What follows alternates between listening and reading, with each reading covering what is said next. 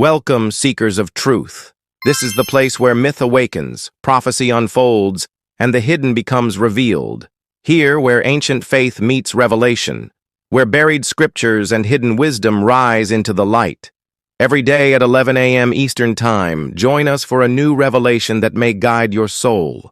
Subscribe, tap the bell, and share these blessings with your loved ones. Because the shadow over Europe. September 1683. Europe stood at the edge of annihilation. The banners of the Ottoman Empire, the crescent moon, the sign of a power that had once stormed Constantinople, were now planted at the very gates of Vienna, the heart of Christendom.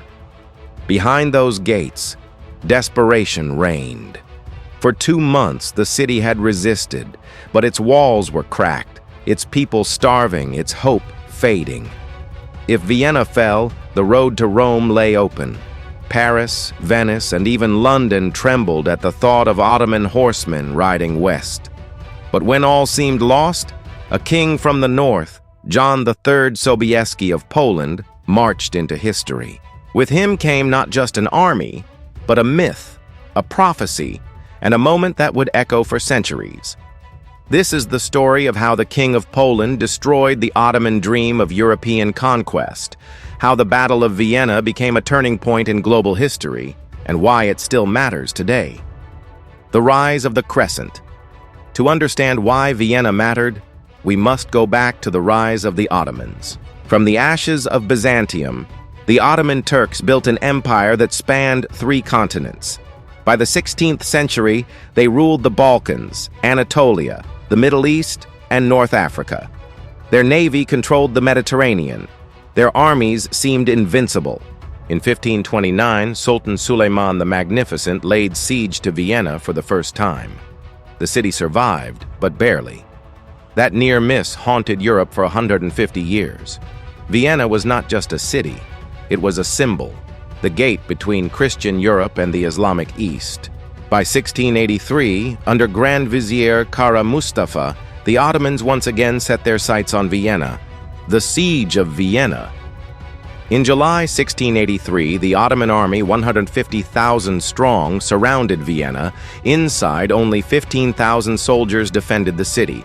The defenders endured constant bombardment, mines exploded beneath their walls, disease spread, food dwindled. Each day, the Ottomans crept closer. Each night, the citizens prayed. The Habsburg Emperor, Leopold I, had fled. The city stood alone. But word spread. Help was coming. That help was King John III Sobieski of Poland, the king and the Winged Hussars. Sobieski was no ordinary king. He was a warrior scholar, a devout Catholic, and a commander of legendary cavalry, the Winged Hussars.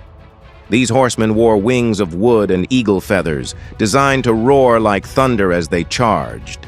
To their enemies, they seemed less like men than like angels of war. Sobieski saw himself as a defender of Christendom, chosen by God for this moment. He knew the stakes. If Vienna fell, Poland itself would be next. So he marched. Over mountains, across rivers, through the night, he brought 30,000 Polish soldiers to join 40,000 allies from the Holy Roman Empire. Together, they would face the Ottoman host. Myths and theology. The clash at Vienna was not just a military battle, it was framed as a cosmic war. For the Ottomans, Vienna symbolized the final step in the expansion of Islam into Europe. For Christians, Vienna was a new Constantinople, a fortress holding back the tide. Priests preached that Sobieski was the new David facing Goliath. Some whispered he was a latter-day Constantine, chosen to save Christendom. Others likened the Winged Hussars to angels descending from heaven. In Islamic mysticism, the Ottomans also saw themselves as fulfilling destiny, the march of Islam westward, the vision of a universal empire. Vienna was more than strategy, it was prophecy. The battle unleashed. On September 12, 1683, the armies met. At dawn, cannons thundered. Austrian and German troops clashed with Ottoman infantry. For hours, the battle raged. The Ottomans pushed forward, certain of victory. Then, from the hills, Sobieski unleashed the cavalry. 18,000 horsemen, the largest cavalry charge in history, swept down the slopes. The Winged Hussars led the way, their wings screaming in the wind. The ground shook, the Ottomans broke. Kara Mustafa fled. The Ottoman dream of taking Vienna shattered in a single, overwhelming strike. Psychology of war. Why did the charge succeed? Psychology.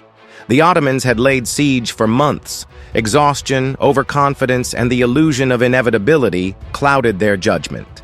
They believed victory was theirs by destiny. The sudden arrival of Sobieski's cavalry broke that illusion. The sight of armored horsemen, gleaming, winged, unstoppable, triggered fear, chaos, and collapse. It was not just weapons, but myth made flesh. Literature and cultural memory writers across Europe hailed Sobieski as the savior of Christendom. Pope Innocent XV called him the defender of the faith.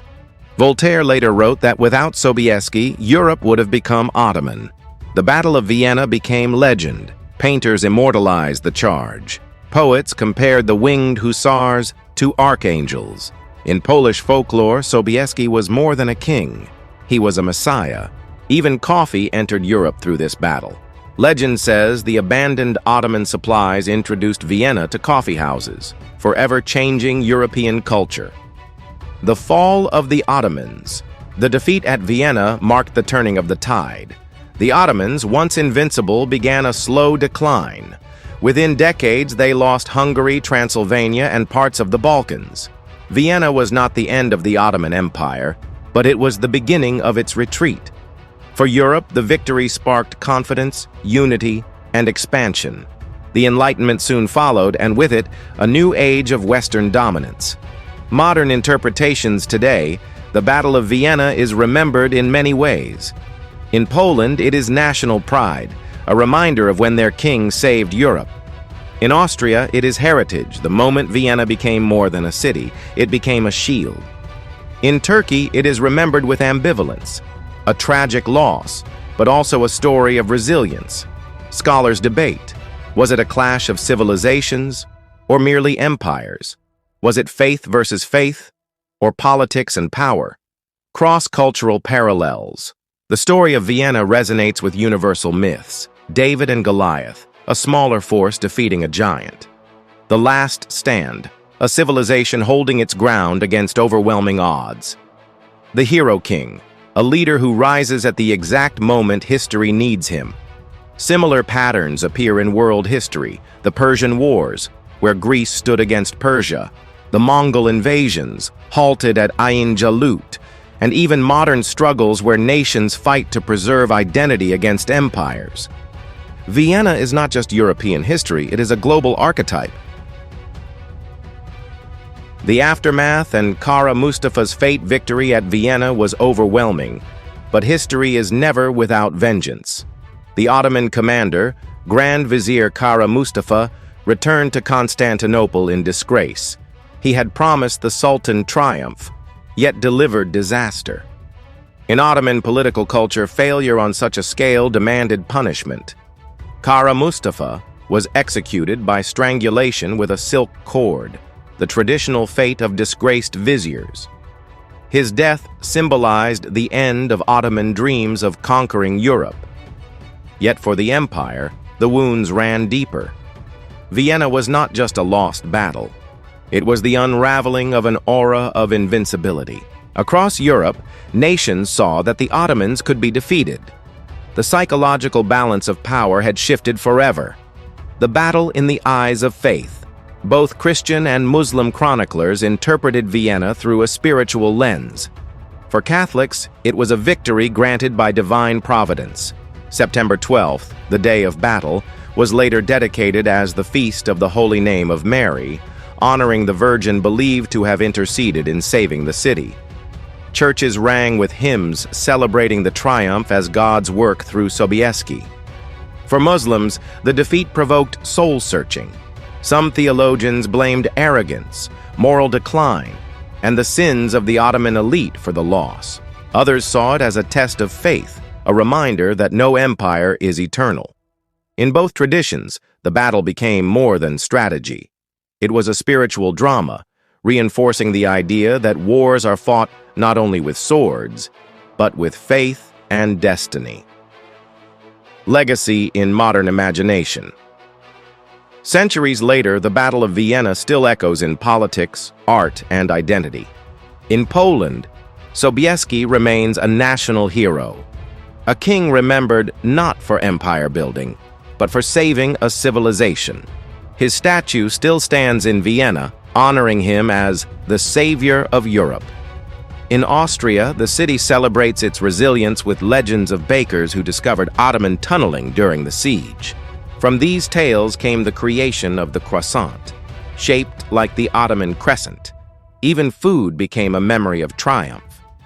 In global culture, the battle is often retold as a clash of civilizations, though historians now urge caution.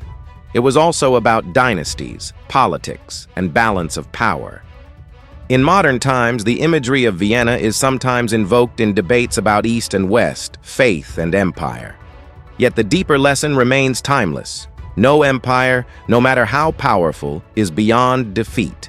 And sometimes history turns on the courage of one leader, one city, one moment.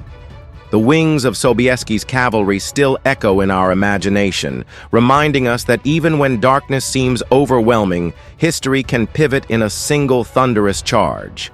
The Battle of Vienna was more than swords and cannons. It was the clash of visions, universal empire versus cultural survival, destiny versus defiance. And at its center stood one man, John III Sobieski, who rode into legend not only as a king, but as a symbol of faith, courage, and the power of will against fate. Today, when we speak of the gates of Europe, Vienna still comes to mind. And we remember the moment when the tide of history turned, when a city, a continent, and perhaps the world itself was saved by the wings of angels thundering into battle. You've just unlocked another chapter of sacred truth, and your journey with God's wisdom continues. Return tomorrow at 11 a.m. Eastern Time, when a fresh revelation may brighten your path and strengthen your faith. Be sure to subscribe and hit that bell so you never miss a blessing-laden episode.